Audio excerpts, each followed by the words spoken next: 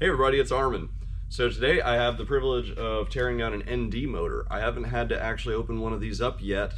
We did install camshafts on one recently, but that's about as in-depth as we've gone into working on these motors. So customer had us replace his out due to rod knock, and I'm going to go ahead and do a teardown here just so I can see what's going on.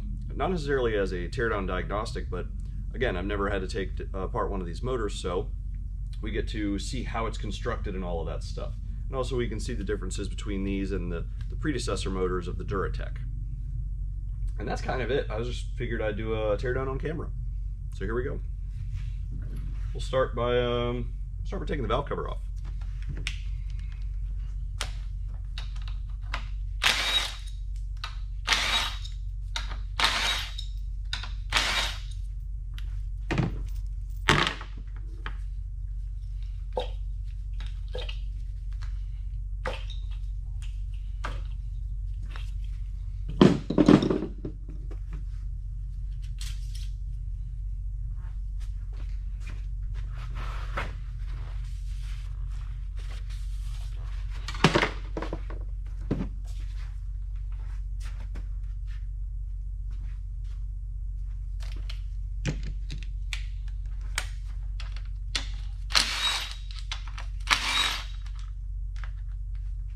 So unlike the Duratecs, they use an actual, it's not a captured bolt, it's just a bolt. So on the Duratec, when you remove these bolts, they stay with the valve cover. But these have a standoff to them, which doesn't allow you to over tighten the valve cover gasket itself.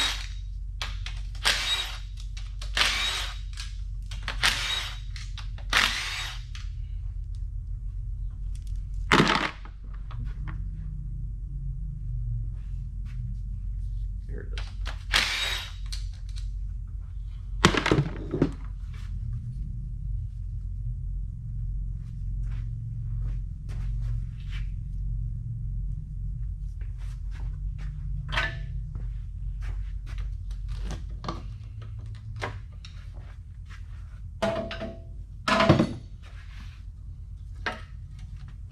Cool.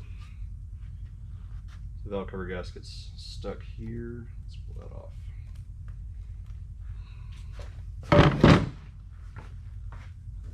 So I remember when we did the camshaft installation on that one customer's car, I noticed how there's a lot of unique stuff going on in this valve train. For instance, you may be able to see it from the perspective of the camera, but the first cylinder actually has a bolt position impeding the spark plug hole slightly. So all of these are normal sized spark plug holes except for this one due to that small piece right there. Next we have these little pieces over the top that are oil shower rails. So the oil just gets showered down on the valve train. And then of course we have a dual VVT setup, it looks like. We have the VVT, I would guess this one actuates here, and then this unit on the front actuates the intake side. And then back here, of course, as probably many of you are familiar with seeing as of the last decade or so, this is a high pressure fuel pump system. So this is a direct injection motor. Notice how the injectors are located below the intake ports because they are shooting directly into the actual chamber. They're not shooting into the ports here. So we have our low pressure fuel that goes into here. It gets spun up by the exhaust cam, and then it goes through this little series of tubes down here into the rail. Also, kind of curious, they located the thermostat, not the thermostat, they located the thermostat on the side of the motor, but they located the coolant high point on the front of the motor, which is nice because this is now the true high point of the motor. Whereas on the NC, the high point of the coolant system was actually behind the motor. It was part of the heater line system, so burping was much more difficult as a result of which. So we're just going to get this assembled off.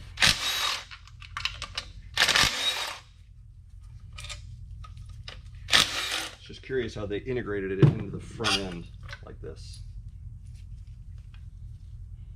Got our little gasket. And there is a coolant temperature sensor with that assembly. Put that here. Okay, I'm gonna go ahead and take off. This is this tensioner over here. This is a dual belt system. We run one belt over here that runs the alternator and the AC. The power steering is of course electric on this model, and then we have a stretch belt that runs this water pump over here. And this is pretty standard on all of the newer Mazdas. We just replaced out a water pump a couple of days ago. We'll get this off. It's actually a two-piece assembly, sort of like a complete accessory. So let's see, how do we want to do this?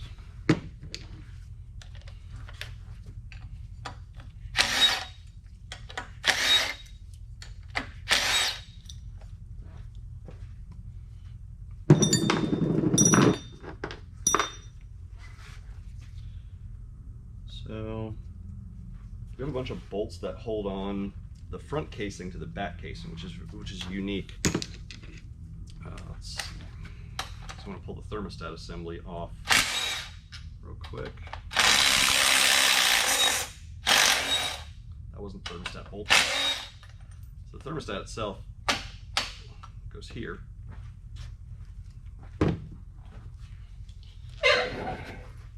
On the side of the motor. So we have our thermostat. Come on.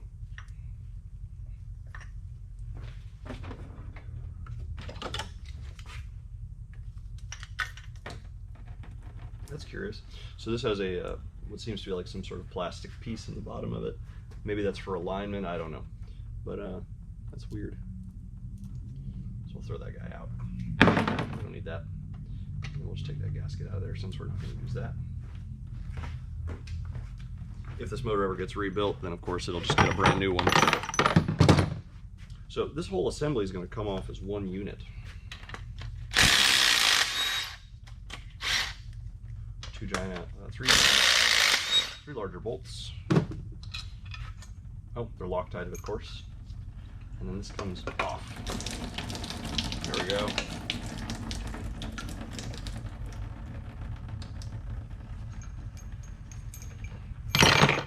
So as I said, the water pump is sort of an accessory piece. This whole assembly is water pump. So you have the actual pump assembly in the front segment, and the back segment has the thermostat included in it. And then that bolts onto the side of the motor. On the Mazda CX-5 we just did a water pump on, the back end design is different, and the thermostat is, I believe, located on the other end of the motor, because the assembly for that one was different. Anyway, it's still treated as sort of an accessory. All right, I'm gonna get that gasket off of there. Made a little bit of a mess here. Let's tilt this motor a bit, get that to drain off real quick.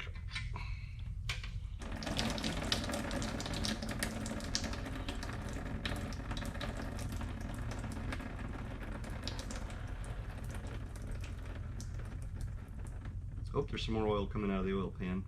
The customer had one of those quick drain valves on the oil pan, so I took that off. I left it off, so that's why it's going to drain some more oil. Does the sprayer have some?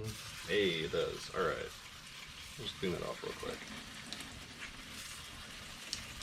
You see, just like on the NCs, this does have the oil filter on a perch.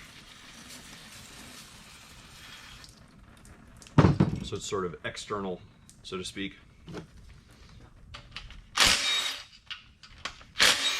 I'm sure someone is going to make a takeoff plate for one of these, so you can just go ahead and throw a rerouting of your oil to an external cooler or something. Someone will come out with one. That's not being facetious, I'm not coming out with one. There you go. So yeah, your little ports there. Looks like they're, one of these is a blank hole, so I'm curious what that's about. So this one actually doesn't go anywhere, and this is your in and out. So we look on the block, there is actually a passage there. I wonder what that's all about.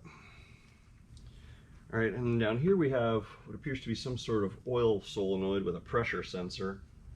Don't know what that's attached to. Let's get that off of there.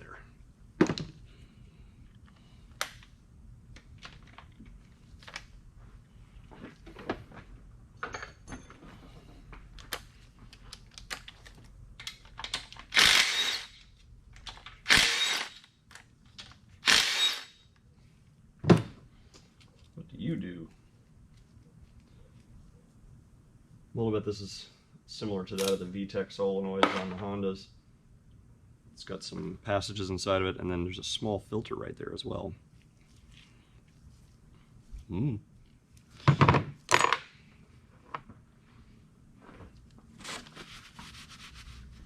and then down here it looks like we have our crank sensor right there. I'm going to grab that guy out of there.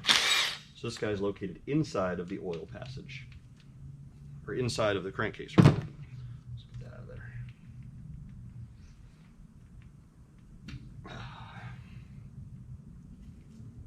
Nice. Nothing else to see on this side. Let's rotate it. Get to front. I'm going to take off that alternator and some of these accessories. Let's get that AC compressor off too.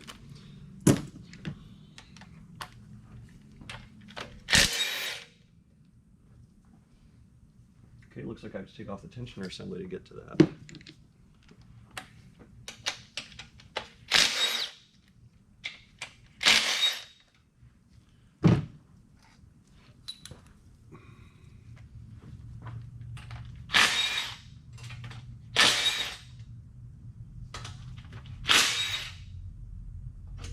Compressor's held on with 3 12s instead of 4 like the other motors. Okay, now we can get that alternator off. Looks like we have a fly. I'm bothered by a fly in this video as well, I guess. You can pull that bolt out.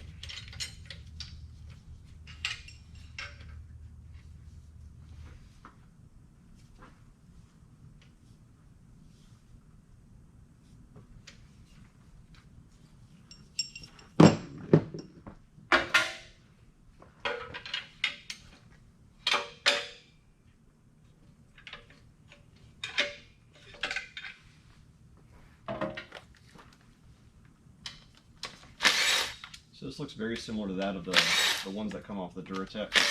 Just looks like the next evolution of design. It even has purple on the tip. Some of the Fords were purple, some of the Fords were white. Okay, and very similar to that of the Duratec. Ooh, that's not good. There's dust inside of here. And I bet that dust is not supposed to be like that. So it still has portions that go down directly into the crankcase. Still has big baffles. These baffles are way more exaggerated than the ones on the Duratecs. I like that. Better baffling. Then we have our knock sensor, pretty much located exactly where it is on the Duratecs.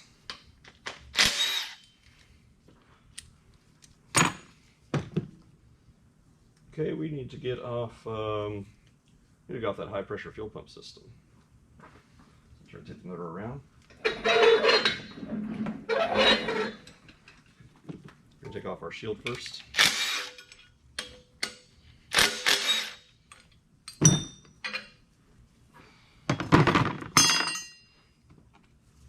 It looks like we just have a couple more 10s.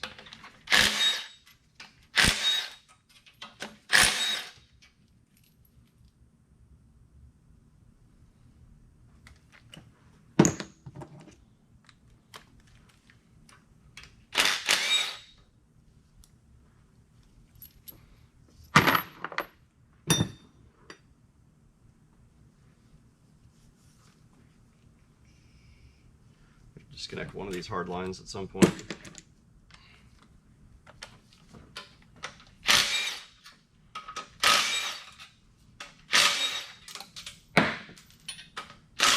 Thank goodness that didn't land in the oil.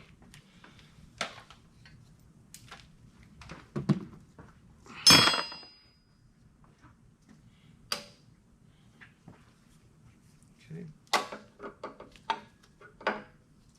I'll be able to bend that back a little bit. There we go. Let's wiggle this out of here. All right, we got 2 out of 4 injectors that came with it. Let's let that drain a little bit. So your typical high pressure fuel pump system, it's got pretty much just a giant ass pump piece that rides along the back side of the camshaft. Your typical DI injectors.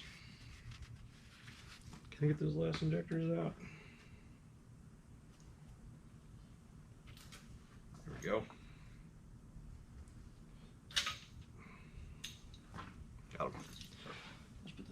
said that. Okay, so got that assembly off of there. Pitch that gasket. All right, so looks like they put the cam pickup all the way at the back here, so it is picking up from inside of the well, on the other side of where the fuel is being pumped, as opposed to on some of the other ones where it'll be on the inside. Like this guy, it's here. So then you'll have a sensor on top of the valve cover. Okay. I think that's about it for exterior over here. Let's get this thing. Let's get some spark plugs out of it, and then let's rotate it over. Oh, good. I remember these are the smaller size spark plugs.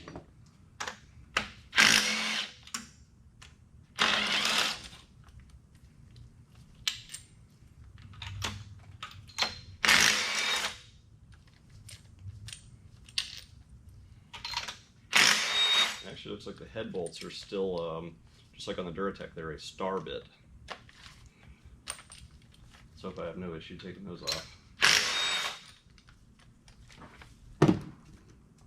Get all the spark plugs out.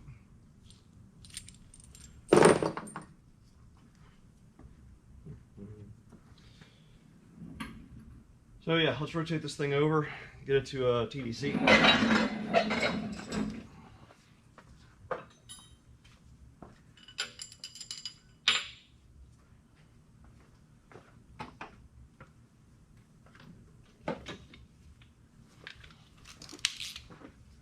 So just like Duratec, it's a 21 on the crank. That looks like it's where TDC is. I don't necessarily see an end. Hey, there we are. Okay, so we do have markings on that are cast into the front cover. That's pretty nifty.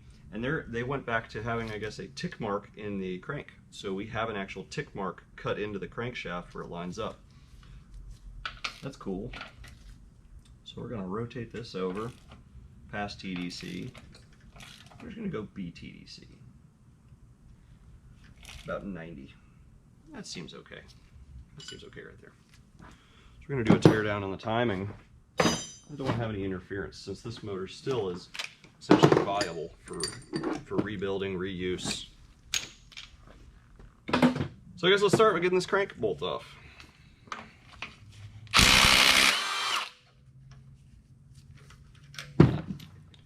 This crank bolt looks identical to that of the Duratecs.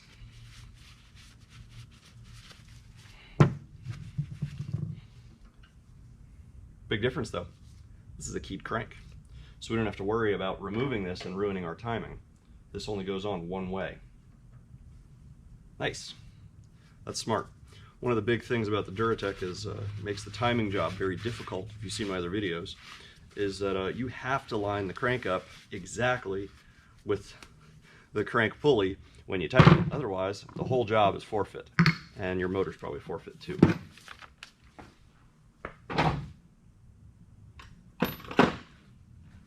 Alright, let's get some bolts off this front cover. First we're going to take off this module here.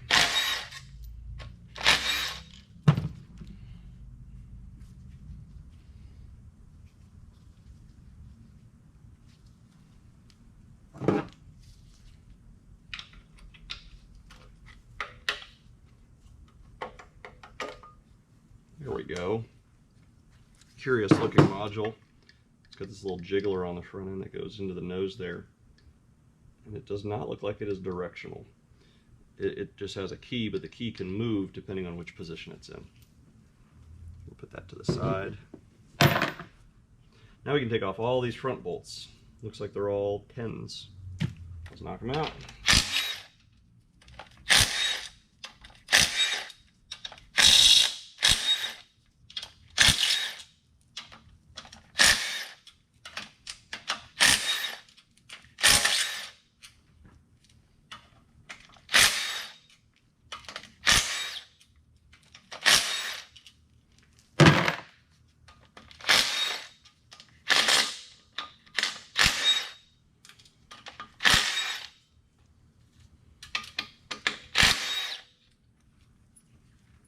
Those are all the perimeter bolts, looks like. I'm going to take some out of the middle too.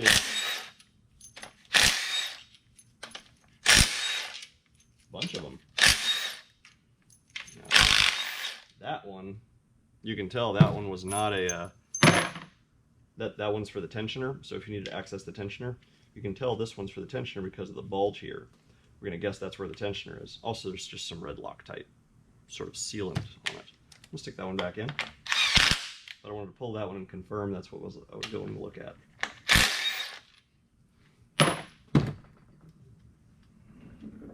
And it looks like I got them all, unless there's one hiding behind here.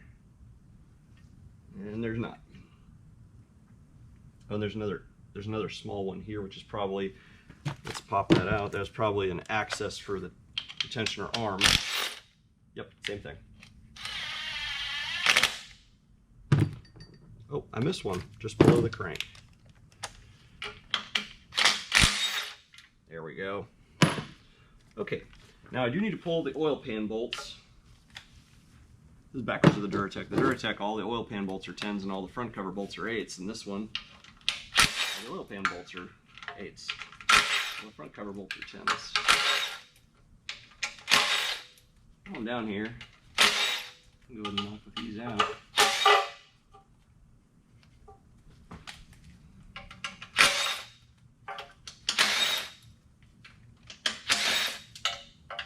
Another thing I noticed is the oil pans on these are cast, or I mean stamped. The ones off of the Duratec and off of the NAs and NBs, all the BP motors, those are all stamped. Fuck, I'm getting them backwards. The pan off of this one is stamped, and all the predecessors are all cast, big cast aluminum. This is just a piece of stamped steel.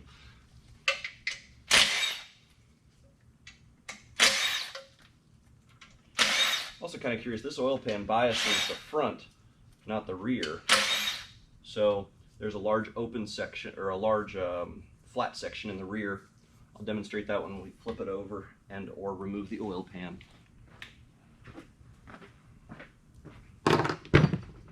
Okay, front cover should come off. This guy in here.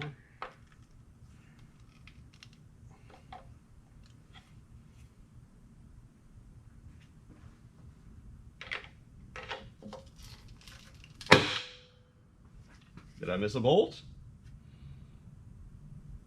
Starting to feel like I missed a bolt here.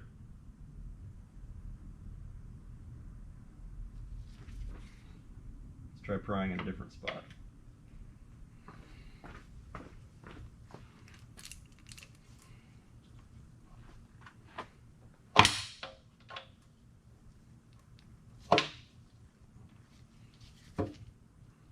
That's funny.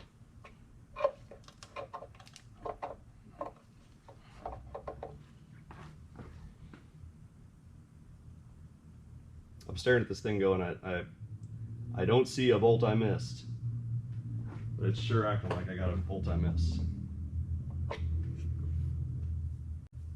Don't see any pry points. Let's see, I got a pry point here.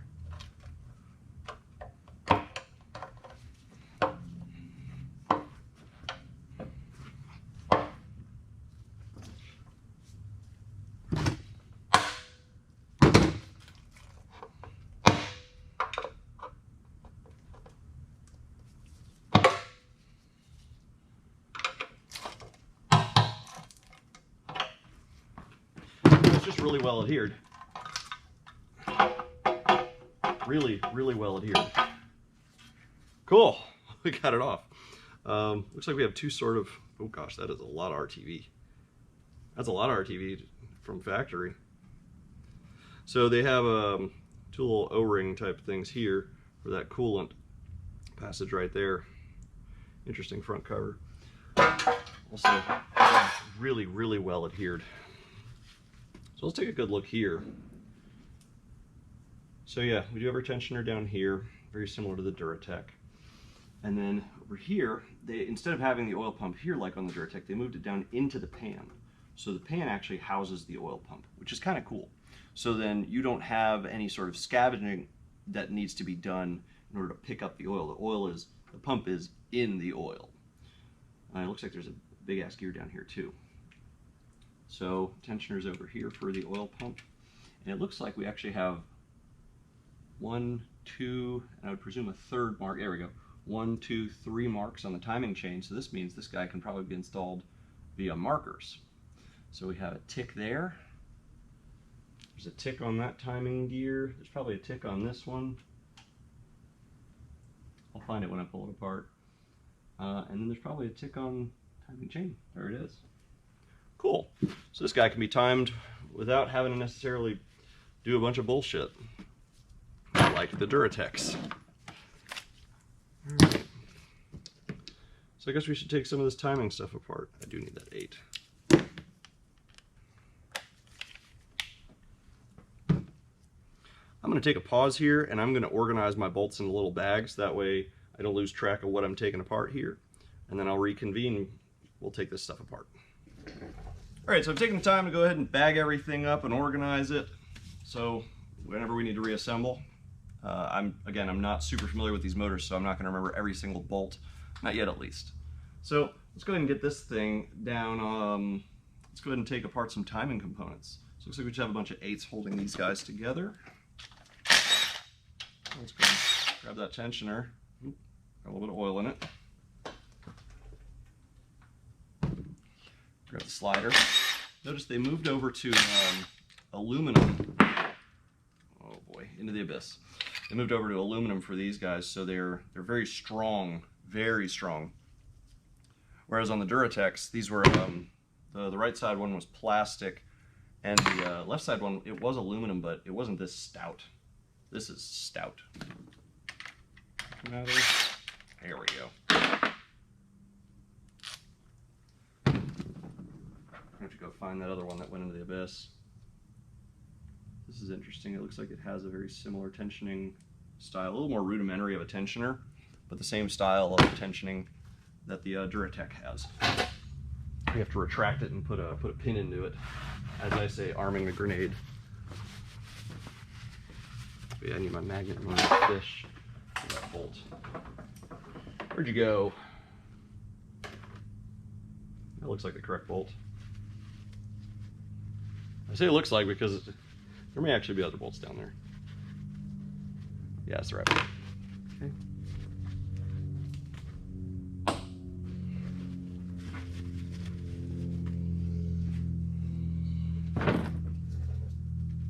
Wheel this guy out of here. Then we have our chain. Let's go and get this chain off of here. Looks like the cam's trying to roll away on us.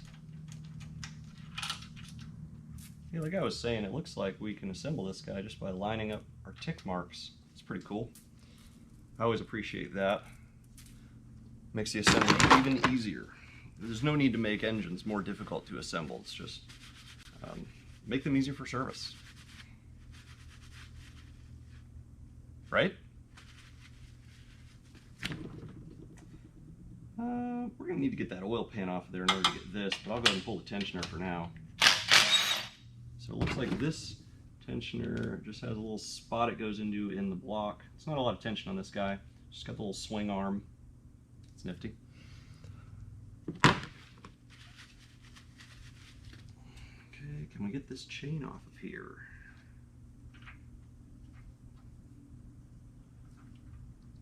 And I'll take care of that once I get the pan off. So we can get these cam gears off potentially. Ah, right.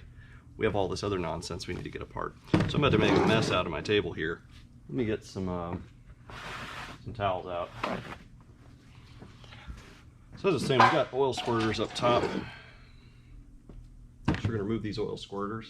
Okay, we're going to remove all of our caps. We're going to remove the oil squirters. Are these marked? They are marked. So these caps are marked from the perspective of behind the motor. It says I2, I3, I4, I5, and E2, E3, E4, E5. And then the last one's not marked, but I mean, that should be contextually obvious. We'll go and remove that last one. A lot of RTV on that guy. Probably have to bonk it off.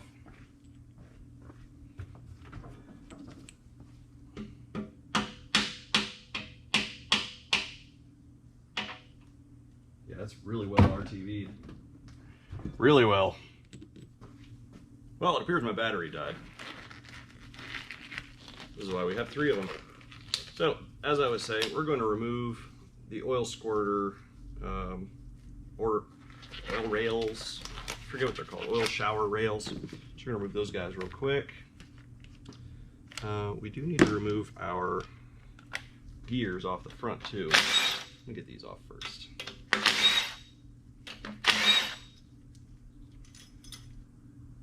Look at that guy. Yeah, so it's got little holes in it. 1, 2, 3, 4, 5, 6, 7, 8. So it's got cam squirters, 1 for each exact cam lobe, it seems. Very cool.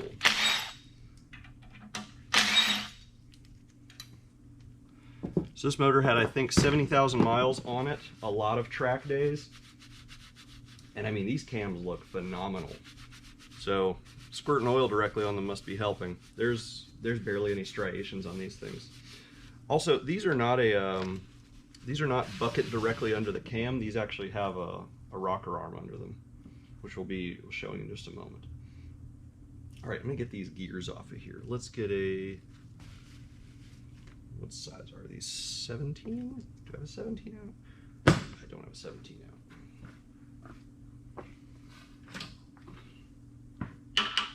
It's not a 17. 15. 15 end and a star, of course. Why would they be the same? Okay, 1 cam gear out. Let's get my star bits. Now, by luck, is it a T50? T55. It's a T55. Nice. My T55 is my my big impact bit that I used to take off the heads of the NCs. The Duratecs. Easy peasy. So the gears are slightly different. This one seems to be fed oil via multiple passages, and this is the one that comes off of the exhaust side. So it looks like this one's actually fed by this guy, like I was saying, and controlled via this guy, whereas the other one is controlled via the unit in front. It's an interesting design. Interesting design choices. So let's get these cam caps off.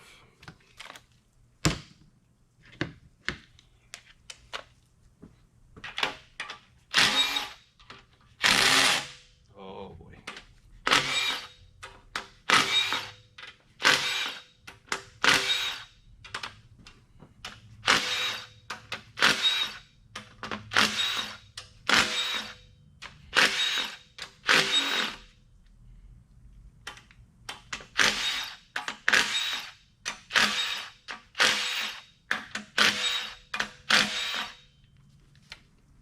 Extension on there. Get that last one in there. Yeah, I'm not trying to have trouble here. They're bolt under this one. They're bolted together on that thing.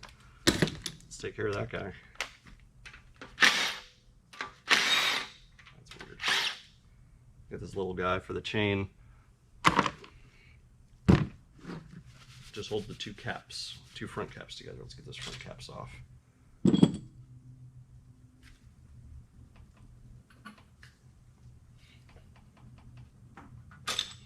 There we go.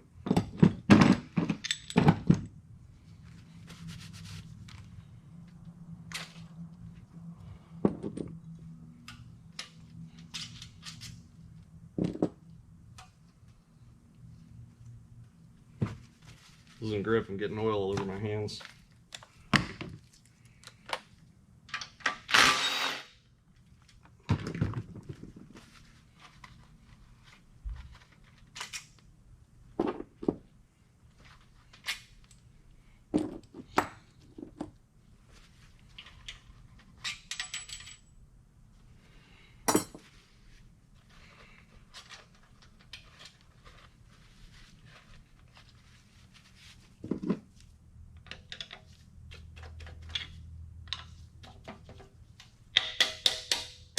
Come on. Got it. Remember, everything is a hammer.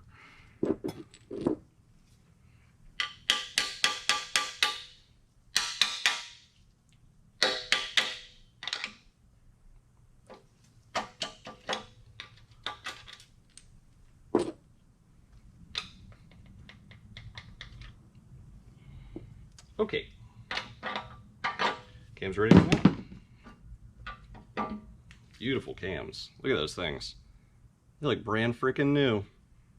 Like they were never used on a racetrack at all. Which, like I said, is great. Okay, so inside of here, how do I make this to where you can see it? Let me not try to hurt myself here. So as stated, inside of this motor, there's a bunch of rocker arms, roller rockers. See? These little guys. And then they have hydraulic lifters on the side. Oh, and then there's that detail I mentioned about the spark plug hole there. So we're just going to take all of this stuff out. So these just pop out.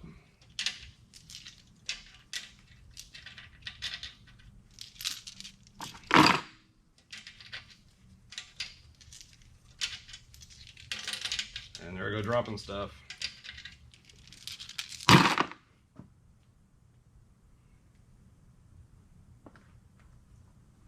Man, my hands are just covered in oil. Let's get myself a magnet. First, you're going to fish that bolt out I dropped.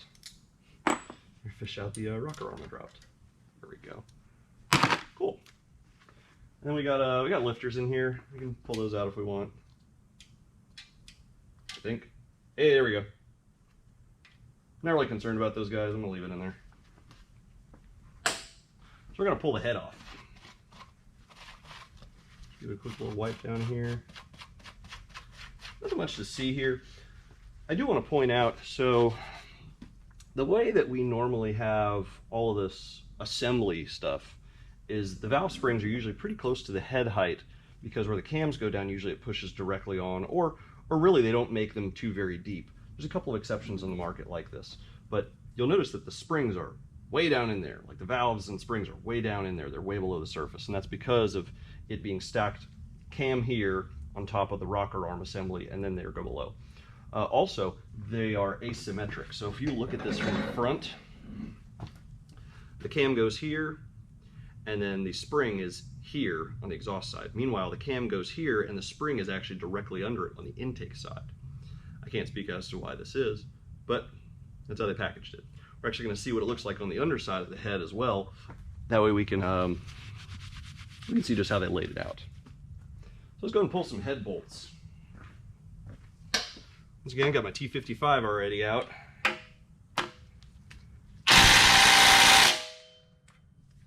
We're gonna get the bigger impact.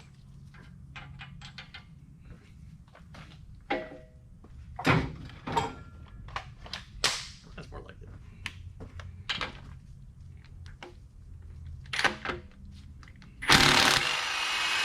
No problem.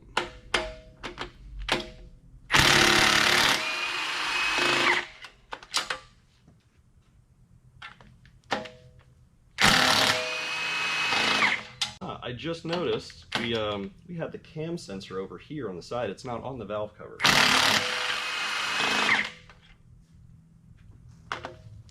That's just the intake cam.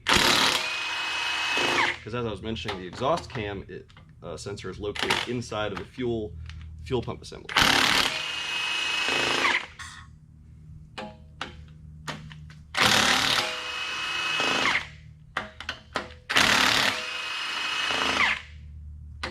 Last ones.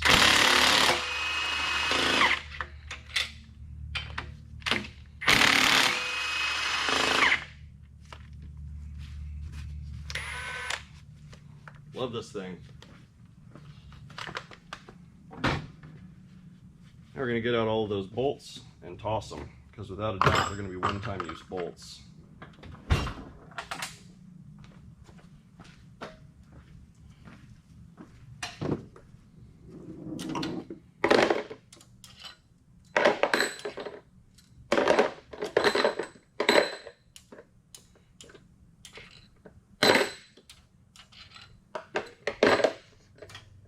Smells like lunch meat.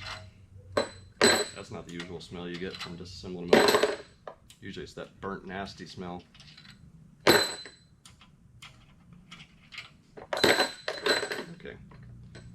that's all of them.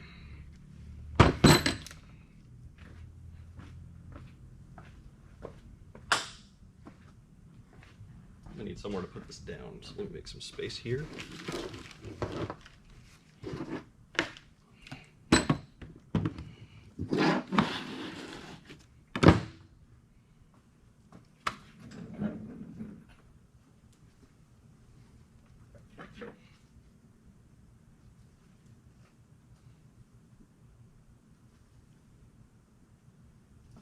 That should be it. Should be.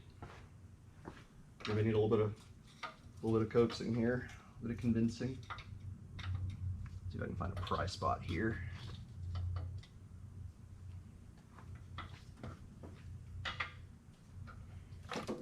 Here, a pry spot. There we go.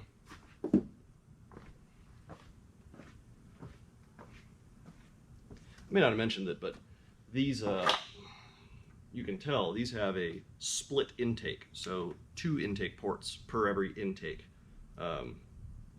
Actually, every cylinder, I mean. So, I'm going to go ahead and sit this guy down over here.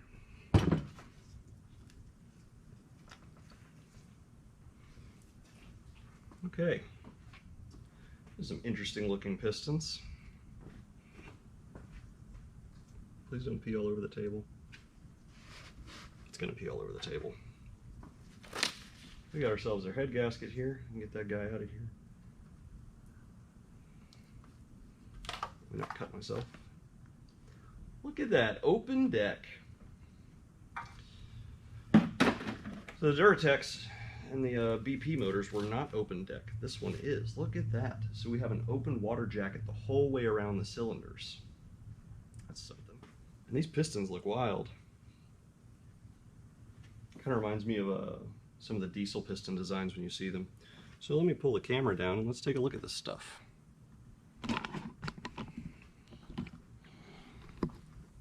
So looking down here in these pistons, check it out. They are very odd shaped. And part of that's because of the direct injection. They have to be shaped that way in order to promote flow throughout the combustion chamber. And then you look at this. So we have the 2 intake ports lead down individually, essentially, to the intake valves. We have our injector here and our spark plug there. That little guy, the tip of the injector just sits right there at that hole. It's a very interesting design. And of course, since we did pull our cams out, all of the valves are closed right now. Yeah, also check out some of the buildup on some of these. You can see the pattern is different on all 4 of them. So an interesting detail I had noticed earlier in the deconstruction disassembly process is that there is a double bolt position right here on both sides. So the 2 bolts are very close together, and what that indicates to me is it's 2 different surfaces that you're bolting to. And then I noticed that we actually have a split right here in the casing, which it appears that we don't have main bearing caps, we have a main bearing cradle assembly. There are a couple of cars on the market that also have this, and that's to promote strength. It makes this whole one piece instead of 5 individuals for the main bearings. Let's roll her over and take a look.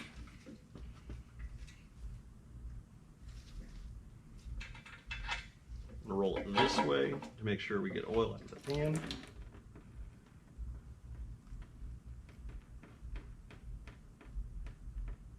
Let's not make a giant mess, please.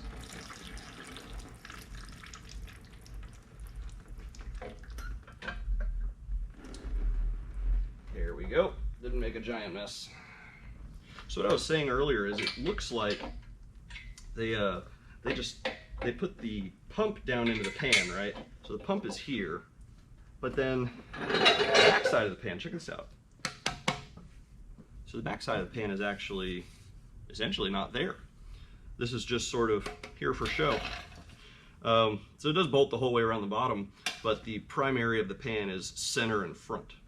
So I've already taken all the bolts out of this. Let's go ahead and remove the pan. let me lay this flat so it stops peeing on my table here. Forgot about that. Okay.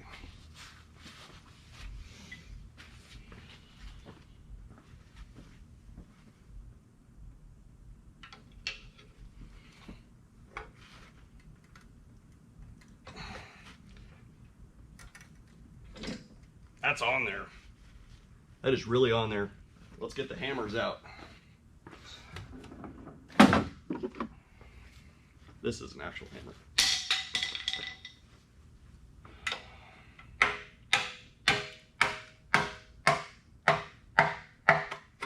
Jesus. Probably need to replace the pan after this. Yeah, because I definitely bent the crap out of that corner. It's okay, most people don't want to blow a pan out of a car that had a ton of metal shavings in the pan. So can we get you out of here now? There we go. Wow, there's some stuff in here. So, as I said, this thing had rod knock, so that looks like a chunk of bearing right there. That's a leaf. How the hell did a leaf get in here? A leaf? Yep, those are chunks of bearing. Okay, so the leaf has chunks of bearing on it. I still want to know how a leaf got in here, though. Yeah, all those little chunks, those are all bearing chunks. Cool. Pan removed. So it looks like we have a bunch of baffling under here as well. And then, of course, the pump assembly. So we're going to remove the pump assembly as well as the baffling assembly here.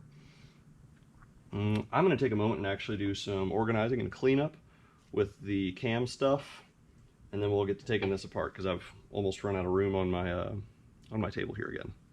Okay, I've done the best I can to organize some of that stuff, so let's get the lower portion apart on this. It looks like instead of having a pickup tube, you have like the pickup box thing. I'm going to get the, I guess the pump assembly off. Let's get that pickup tube assembly off first.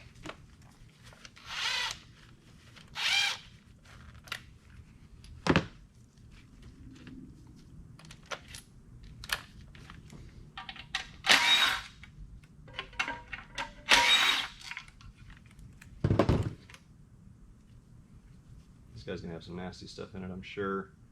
Can't really see it, but I'm not reusing that guy, that's for sure.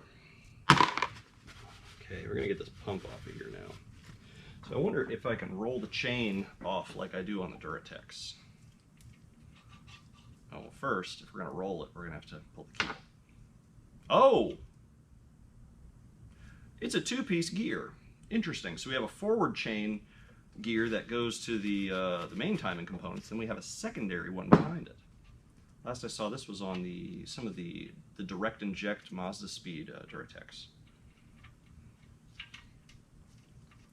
Well, I guess I don't need to roll it off. It's gonna come off when I pull the pump assembly. Let's remove the pump assembly. Question is, do I have access?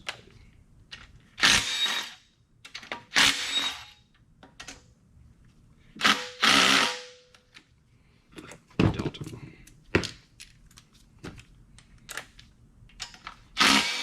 There we go. So pump assembly, come on. Okay, pump assembly is up. And let's slide this guy off of here.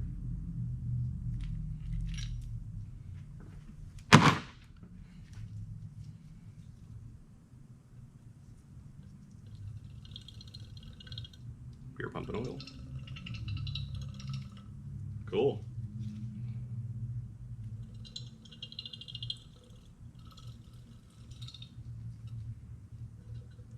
You can actually, it's very hard to see, but if you looked inside of there, you can actually see the pump assembly, the gears and such. So I'm going to put that over here. Hands are absolutely doused in oil. Man, the rotating assembly in here is very minimal. Very minimal. It looks like they did the lightest counterweights they could. Moving right along, let's go ahead and remove this image tray piece.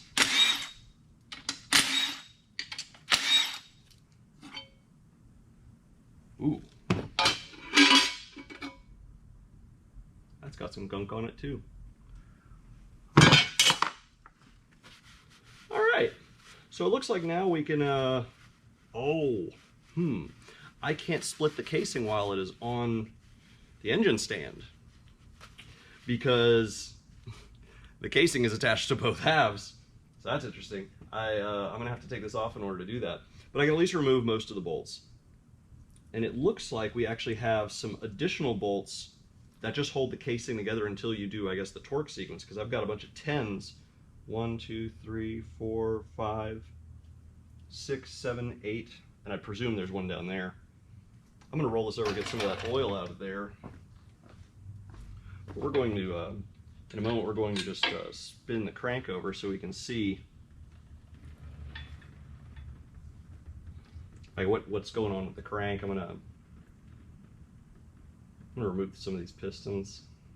Let's take a look at them. We can compare them to the NC rods because I have some of those on shelf as well. Not like new on shelf, like from another teardown failure analysis. There we go. Yeah, we got a couple extra bolts in there. Okay, so if we want to roll this crank over, we got to find that crank bolt. There's the crank bolt. Let's get that guy in there.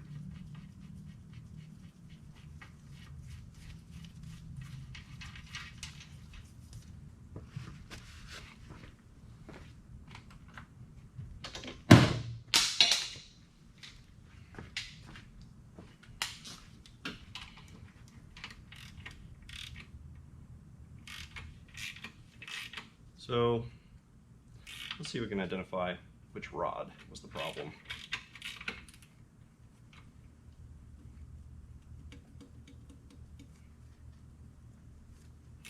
I'm gonna bet on 3. Ow. I got a little play on 4, but we'll have to further investigate. So let's get the E-star size of that guy and pull the piston out.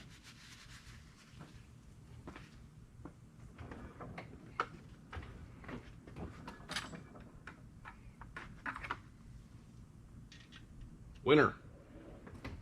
It is a E12. So let's get these E12s out of here.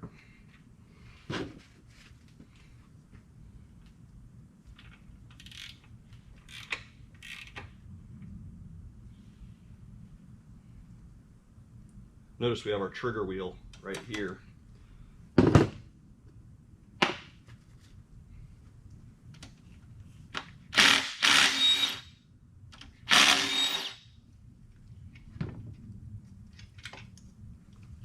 Whoop, don't go anywhere. These have tangs on them. Interesting. So these bearings actually have a tang on them. See that right there? So the bearing can't move around. When it's installed, it goes into that little slot right there. If I can get it, there we go. That sits in there. That's nifty. It also helps it avoid spinning. So that's main number 1, or that's rod number 1. Let's push her on down. Get my long ass extension so I can push that through. Okay, not that long. Maybe this one.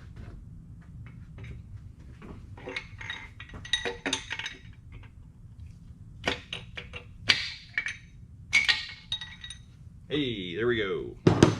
Piston number 1.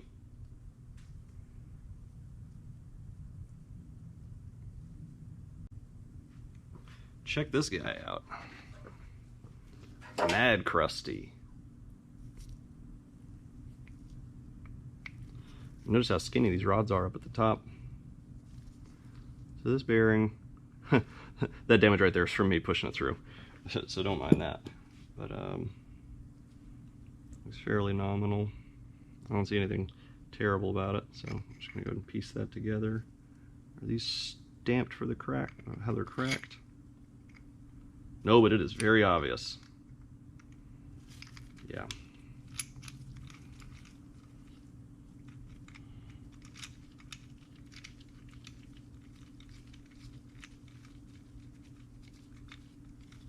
Okay, so there's piston number 1. It says 2 on it though.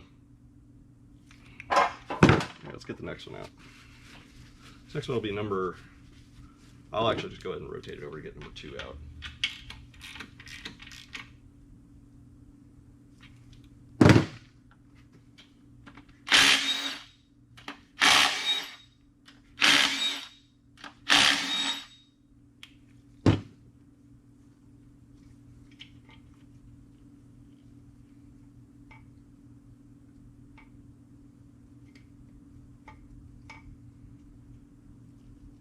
You gonna come off of there? The bearing is stuck to the crank.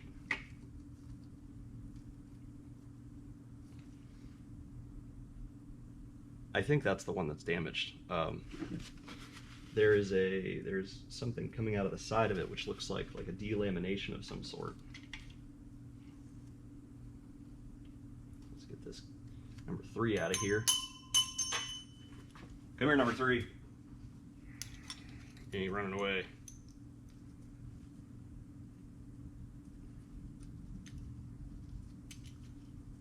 These bearings only go in one way because the tang is only on one side as well. That is also clever. Unlike me, who keeps dropping stuff today. Right, okay. Yeah, that bearing appears to be absolutely frozen to the crank, so we're gonna go and guess it's bearing number 2. I'm gonna rotate it, see if that thing moves. No, that thing is stuck. Yeah, that's not moving. That ain't coming out. Nifty. So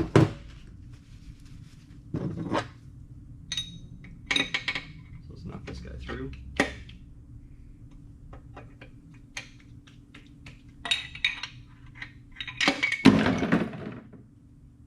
Piston number 2 is out. And well lubricated. Oh man, they're throwing me for a loop here. Rod number 2 says 3 on it. It's a conspiracy. Let's take a look at that guy too. Also very crusty. Don't mind the liquid, that's from me dropping it. Ew. And that buildup on the side as well.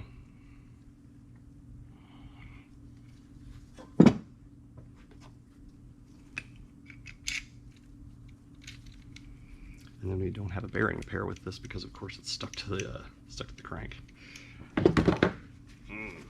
That's something. Let's get next guy out.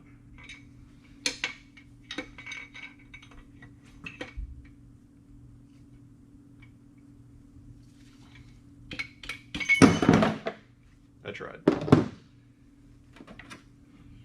Once again, doused in oil.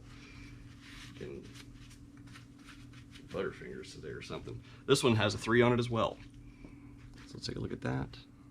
Notice how it's really clean where it sprays the fuel. Right there, it's very, very clean. And everything around that is just crusty.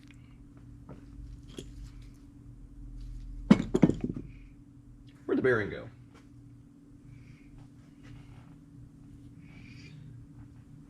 Ah, there it is. It fell. What a surprise. So we're going to stick that guy back in. Line the tang up. Push it in.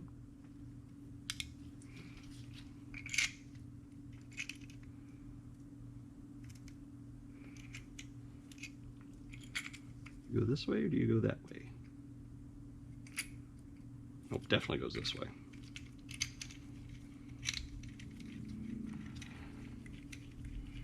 All right, and then the last one's got to come out.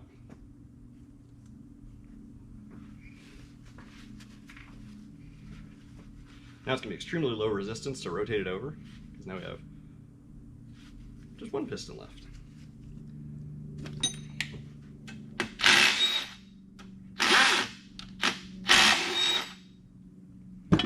Woohoo! Last guy.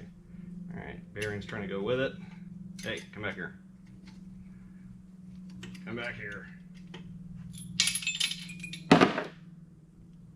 Par for course.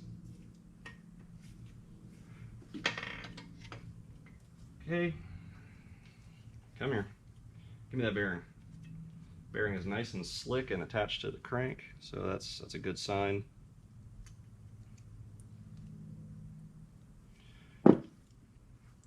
So I'm looking to see is what's going to happen on that second one. It must have really destroyed the crap out of that. I mean, it really must have destroyed the tang on the crank or on the bearing in order to be able to do that. Look what you made me do. Right. And cylinder number 4 is labeled 2. Once again, very, very crusty. Look at that, that's some mad buildup on it. The bearing looks okay.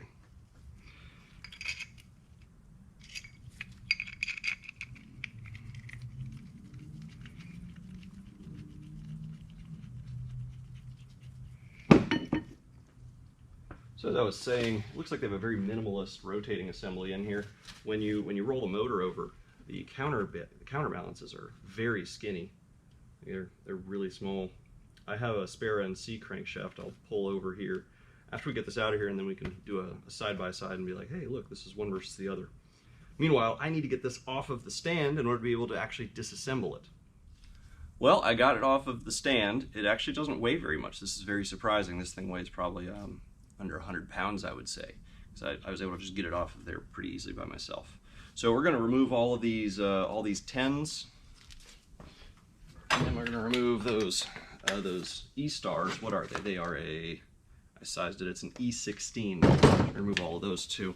So let's get this on the outside. That one popped. Sprayed some oil on me. Get this guy back. This guy back.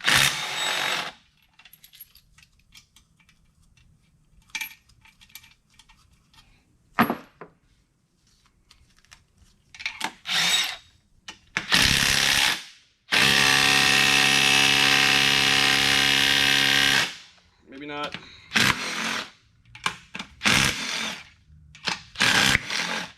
Yeah, a couple of them made popping noises. That's nifty. We'll get something bigger to pull that off. Okay, let's get the magnet and pull these bolts that I did get successfully.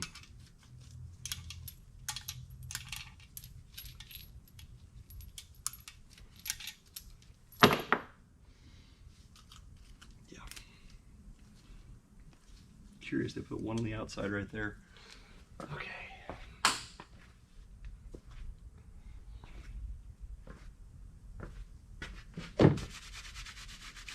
So my E adapter for my E16 is a 3/8, so I already have a size down adapter.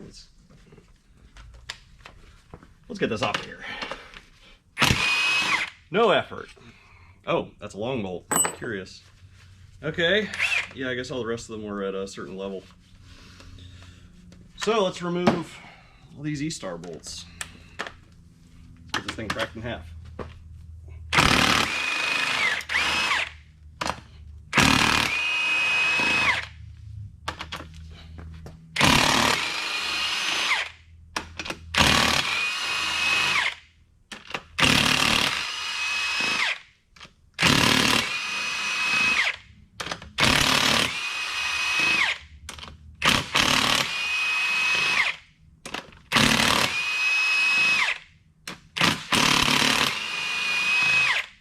Cool, that came off easier than expected. So let's get these out of here.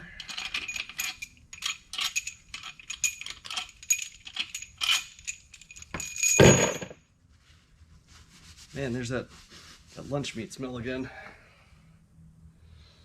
Okay, without a doubt, these two halves are going to be put together with some sort of RTV, so I'm going to have to pry it apart. Let's get a bigger pry tool.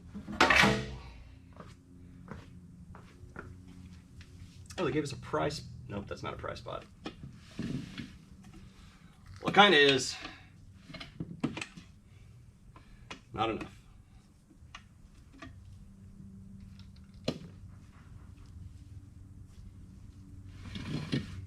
You have a pry spot over here.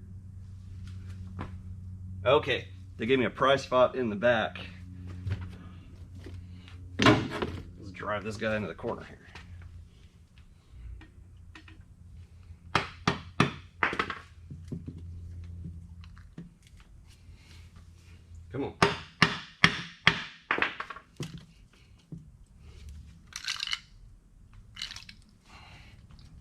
It's thinking about it. I got a small separation here. Probably drive into that too.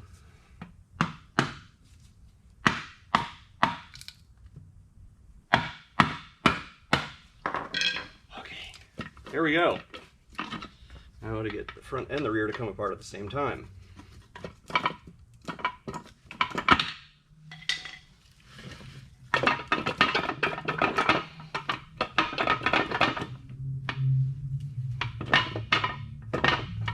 I think it's holding on by the rear main seal.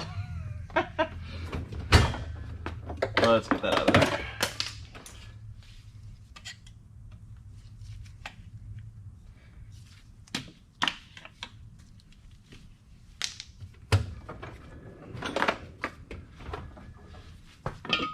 Cool. There we go. And all those bearings look great. Look at that. Every one of those looks great. They're also tanged into place. All right, I'm just going to put this over here. And here's our crank.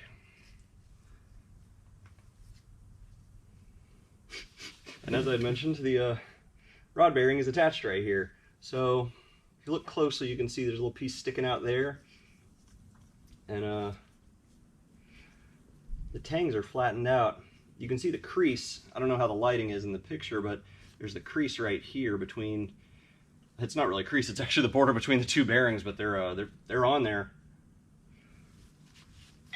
Can I get you off of here? Hey, there we go. There's your culprit. Cylinder number 2. Looks like there's some light surface damage to the crank. Probably can be polished out. It doesn't look terrible. Oh, and it built up material in the passage. I don't know if you just witnessed. I just popped that out of there. It was blocking the oil passage. Yeah, so that bearing is toast. Get a good look at it. So I think at this point it's prudent that we do some comparison stuff. So yeah, that's the cradle. So on the NC Miatas, the Duratec motors, the cradle, it does have a cradle like this, but the cradle is not like this in the sense of it has an outside block component. The block is big enough, and they have the casting come up around the sides that the cradle goes down inside, and it is a one piece, just like this. But this one, as obvious, it's actually like a 2-part block. So the cradle is the lower portion of the block. And you can see, what I was talking about here is this is a very minimalist crankshaft. You can see how small these counterweights are. They're very little, and all of they took as many liberties, I guess, they could in casting to make these skinnier. We do have oil squirters down there. Oh, there's our thrust bearing. It's coming up. Here you are. There's a thrust bearing. That's probably due for replacement. It has a little bit of visible wear on it. I'll just stick that back down in there for now. So this motor is viable for a rebuild. I wouldn't really bat an eye about it unless the machine shop says this crank can't be saved. But like I said, a light polish on this looks like it'll probably take that marking out. What mainly took the damage was going to be the actual rod itself, probably from spinning on top of the bearing instead of the bearing sticking with it. So we can probably remove this crank out. There went my thrust washer.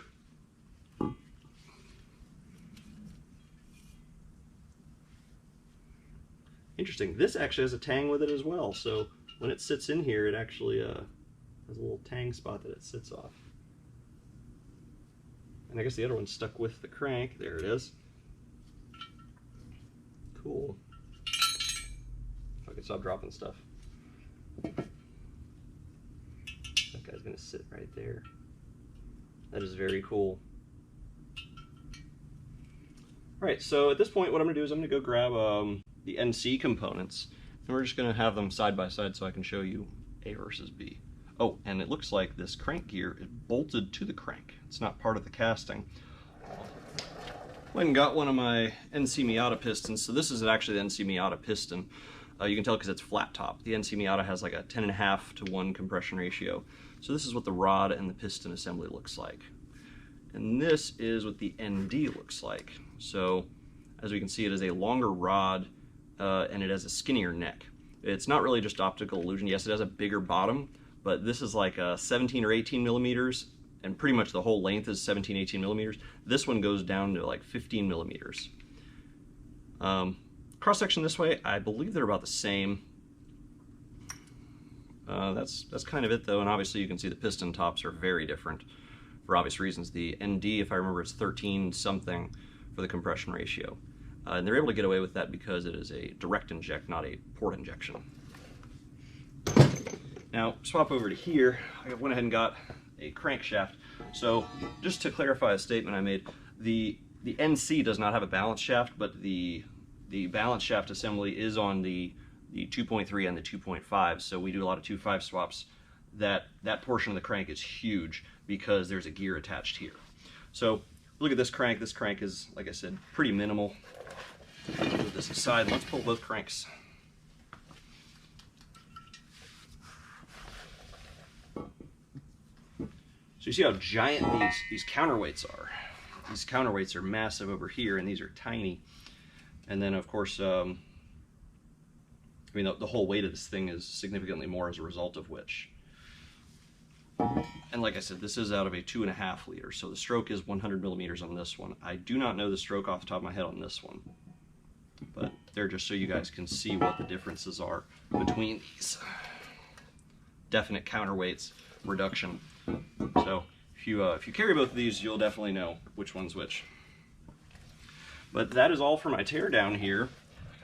I'm gonna put this motor aside for whenever someone wants a built motor or something. So I'm gonna organize all these parts away, and we'll just have another motor on shelf ready to go. Thanks for watching. Up next, another teardown video. See y'all.